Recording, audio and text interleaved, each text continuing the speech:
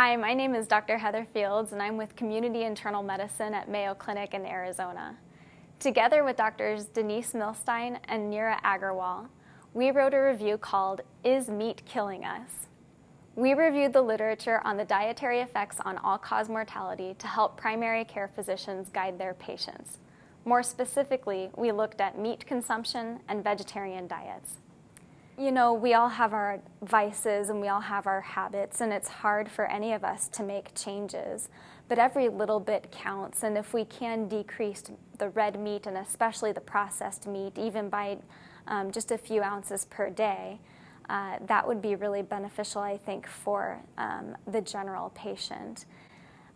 It would be best to probably replace it with whole foods, plant-based diet, or we can also advocate that white meat has not been shown to directly increase all-cause mortality, so they can choose fish with high omega-3 fatty acids, or choose poultry as well.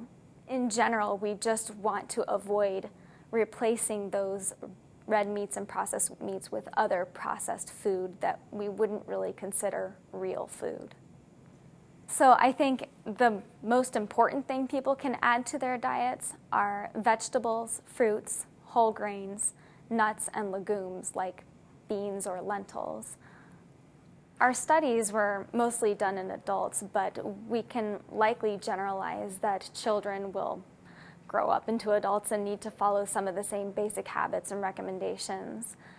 We're finding more and more that companies are learning that people want healthy foods. We're learning several of our providers of food out there are trying to decrease our GMO products. They're trying to become more organic. And there are sources out there of healthier choices of whole foods, including whole grains.